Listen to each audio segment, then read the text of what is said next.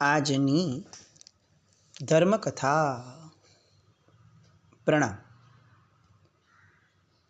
પંડિત વીર વિજયજી મહારાજ સાહેબે રચેલી 64 પ્રકારી પૂજા, એ પૂજા દરમિયાન એમણે ટાંકેલી કેટલીક કથાઓ, એ કથાઓના વર્ણનની અંદરમાં આપણે ઘણા દિવસોથી રમવાણ થયા છીએ. આમ તો કથાઓ છે, પણ જ્યારે સુજ્ઞ પુરુષ કથાઓ લખે ને ત્યારે બોધ કથા હોય, અને બોધ કથાને જ્યારે વિસ્તારથી આપણે ચિંતન મનન સાથે એની ઉપર સત્સંગ કરીએ ત્યારે એ ધર્મકથા બને. હવે આ બોધ કથાઓમાં પંડિત વીર વિજયજી મહારાજ સાહેબે કેટલાક ક્રમ દેખાડ્યા, કેટલાક કર્મો છે કે જેના આધારે એમણે કેટલીક કથાઓ લખી છે. કુલ મળીને 48 કથાઓ 8 કર્મના આધારે એમણે લખી. દરેક કર્મની કેટલીક કથાઓ છે. એ 48 કથાઓમાંથી 22 જેટલી કથાઓ આપણી થઈ ગઈ અત્યાર સુધીમાં. અને જ્ઞાનાવરણીય કર્મ, દર્શનાવરણીય કર્મ, મોહનીય કર્મ, આયુષ્ય કર્મ, આટલા કર્મોને લગતી કથાઓ પણ આપણે જોઈ. હવે નામ કર્મને લગતી એક પણ કથાઓ આ અંતર્ગત આવતી નથી. નામ કર્મની પ્રકૃતિઓના આધારે એમણે જે વર્ણન કર્યું છે એમાં કથાઓનો ઉલ્લેખ, રેફરન્સ એ એમણે આપ્યો નથી. એટલે હવે આપણે જઈએ છીએ ગોત્ર કર્મ ઉપર. ગોત્ર કર્મ, ગોત્ર એટલે શું? આપણે બધા સાંભળતા આવ્યા છીએ આ શબ્દ, પણ લગભગ આપણામાંથી કોઈ આ વસ્તુના ઊંડાણમાં ગયું નથી. આપણી એક અટક હોય છે બધાની. આ અટકનું એક મૂળ છે સરનેમ. એ સરનેમનું એક મૂળ છે. એ મૂળ જે છે એની સાથે જોડાયેલી એક પરંપરા એટલે ગોત્ર. આમ તો આપણે ત્યાં છે ને ગણબદ, કુળ, ગોત્ર, આ બધી વસ્તુ ઘણી હતી જે આપણી બધી સાવ હવે વિસારે પડી ગઈ છે. વર્ણ વ્યવસ્થાની અંદરમાં આપણે જ્યાં સુધી માનતા હતા ને ત્યાં સુધી આ બધી વસ્તુઓ એ આપણને ટચ કરતી હતી. માણસ એના કુળથી ઓળખાય, માણસ એના ગોત્રથી ઓળખાય.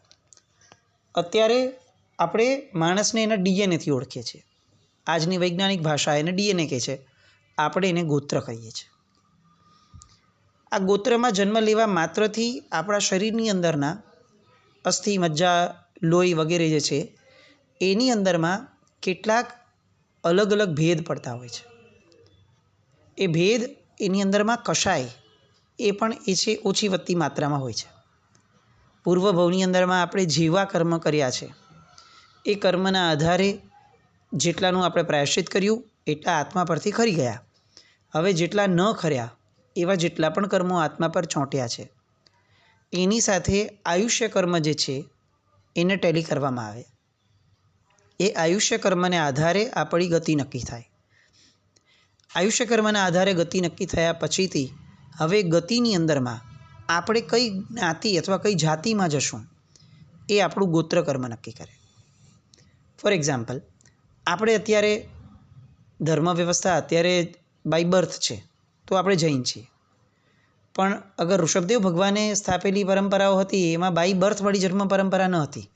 કોઈ બર્થથી રિલિજન ન હતું.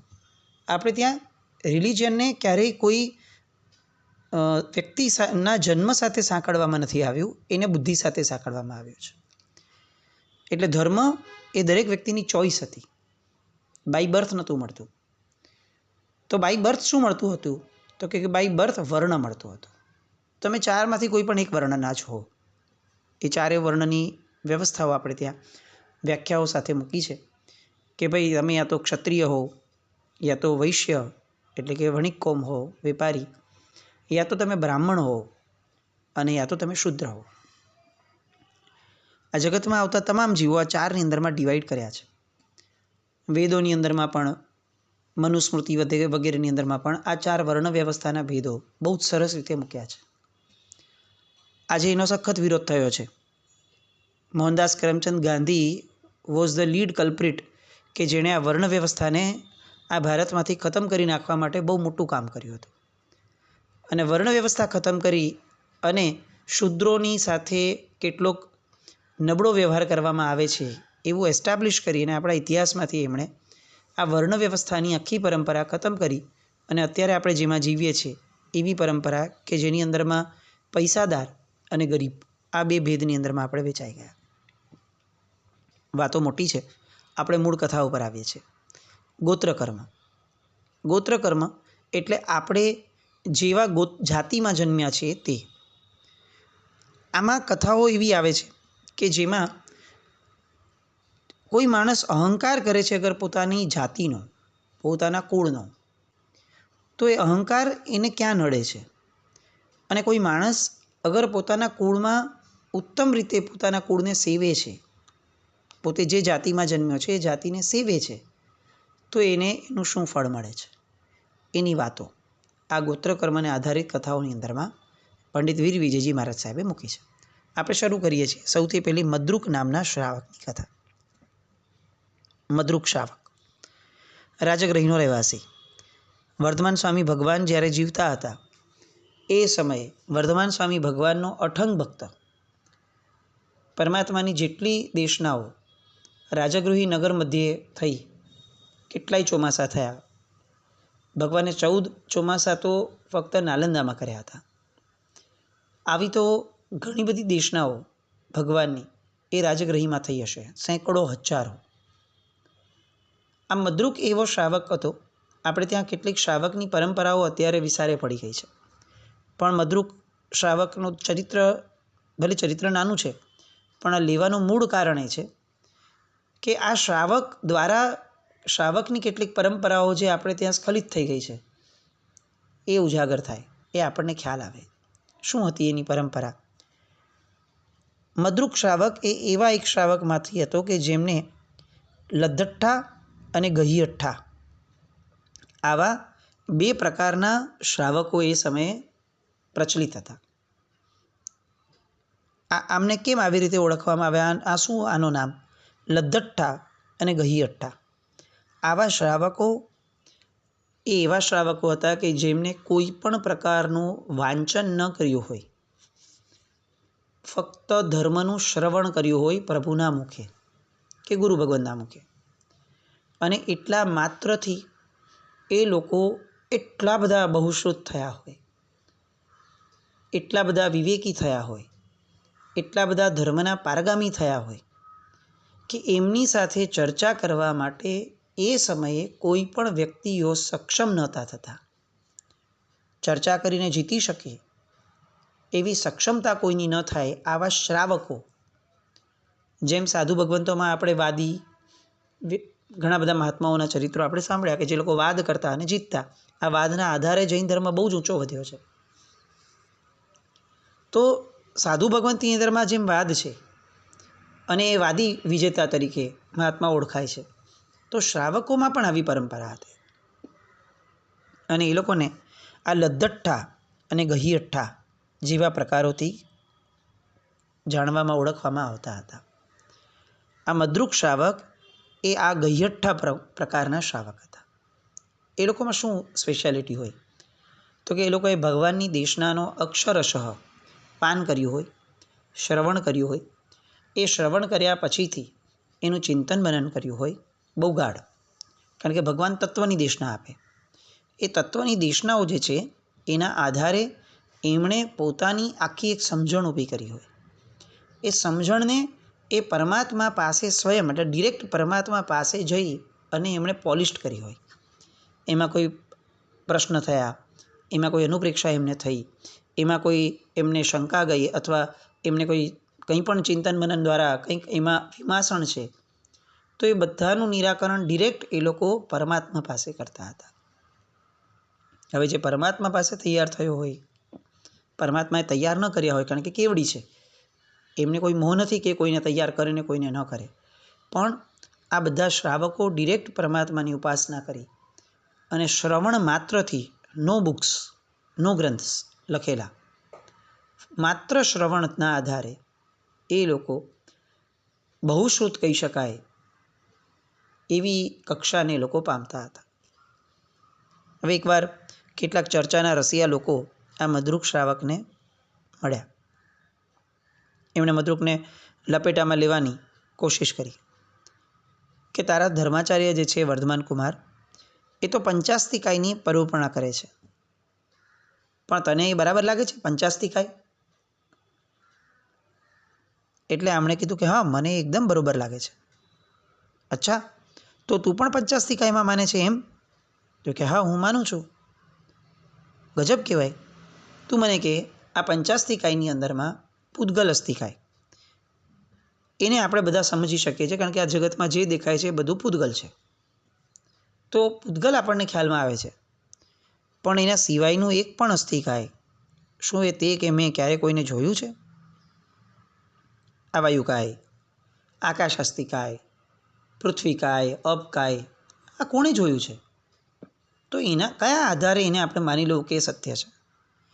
જે દેખાયું જ નથી, જે આપણી સમજણમાં કે આપણા સંપર્કમાં નથી આવ્યું, એવી વસ્તુઓ કોઈ માણસ બોલે ને આપણે સાંભળી લેવાની, સ્વીકારી લેવાની અને એની પર શ્રદ્ધા કરવાની? આ તો કઈ રીતે શક્ય બને? અને અહીંયા મદ્રુક એમને બહુ સરસ પછી જવાબ આવે છે કે જુઓ, આ જેટલી પણ વાતો છે ને એ બધા તમને એવું લાગતું હશે કે આ બધું કાલ્પનિક છે, કારણ કે કલ્પના સિવાય એનું અસ્તિત્વ ક્યાંય કોઈએ સાક્ષાત જોયું નથી. પણ આમાં કલ્પના જેવું કશું જ નથી. જે દેખાય છે એ જ સત્ય છે અને જે નથી દેખાતું એ બધી કલ્પના છે. જો એવી કોઈ વાત હોય તો આ તો બહુ અધૂરી સમજણ કહેવાય.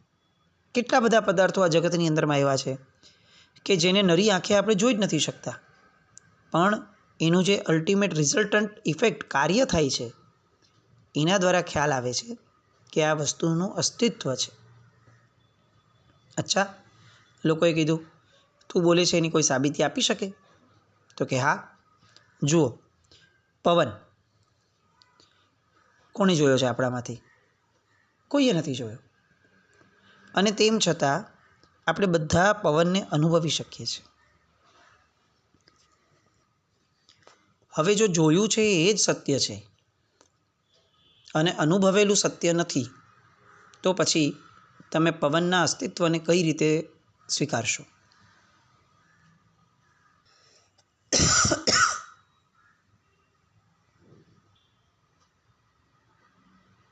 એટલે આપણે ક્યાંક ને ક્યાંક સ્વીકારવું જ પડે કે ભાઈ સુગંધ અથવા દુર્ગંધ નામનું કોઈ તત્વ છે. માનો છો? તો કે માનીએ છીએ. તો બોલો, સુગંધને અડ્યા છે?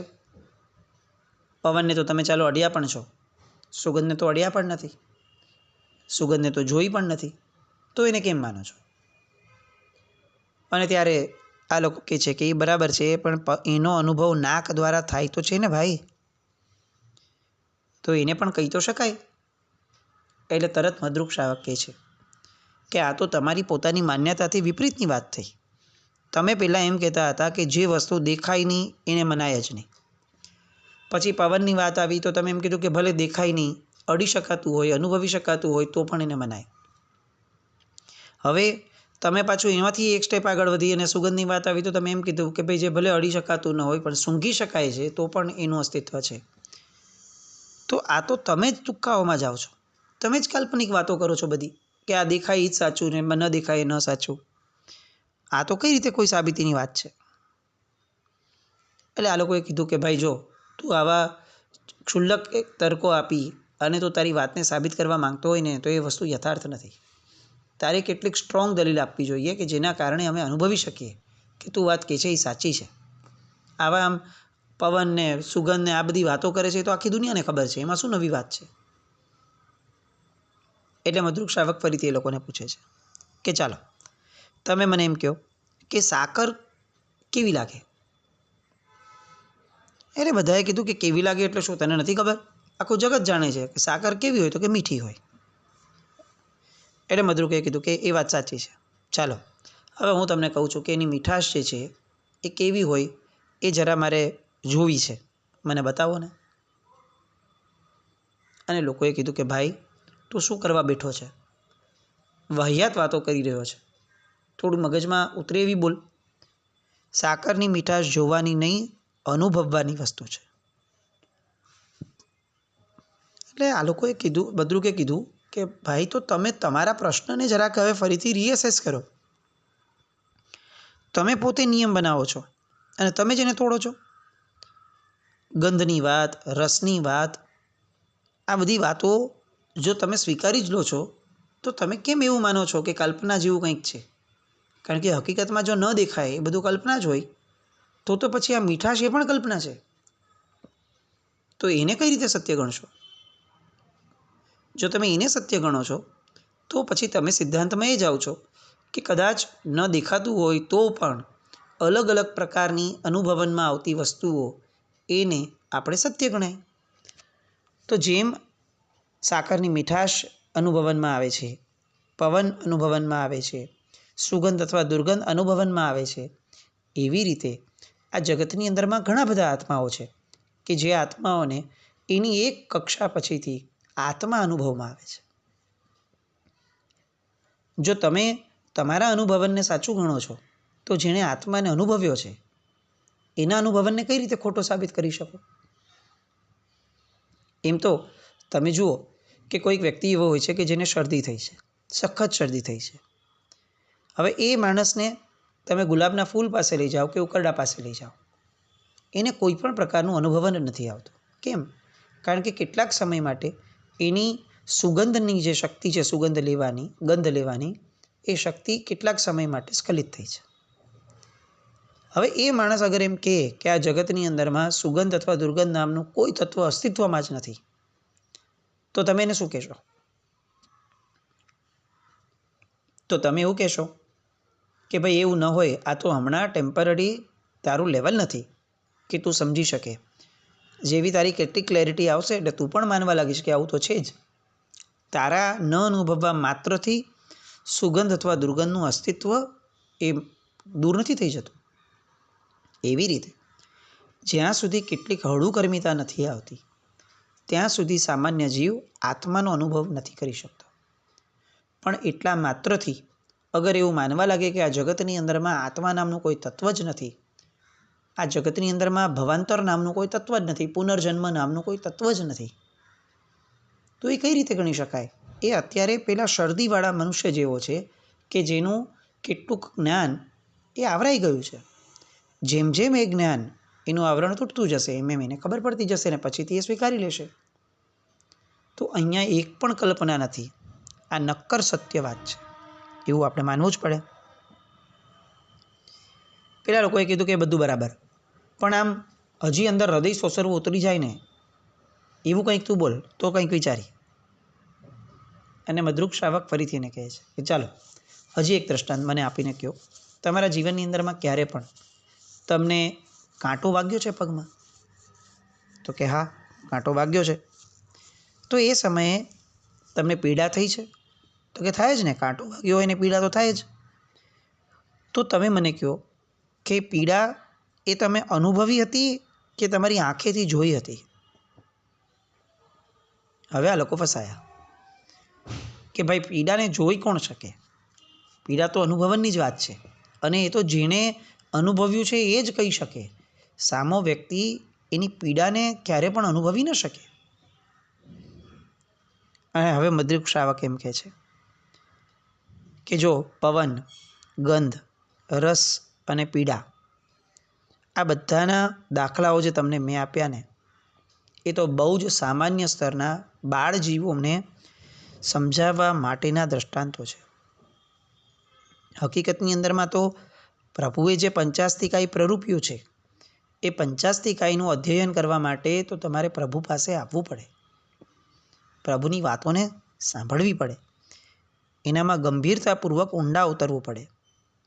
એ સમજણ મેળવ્યા પછીથી તમારી દ્રષ્ટિ સમ્યક બને. આ તો બધા બહુ ઉપર છેલ્લા દ્રષ્ટાંતો છે, એનું સ્વરૂપ એ તો ઘણું ઊંડું છે.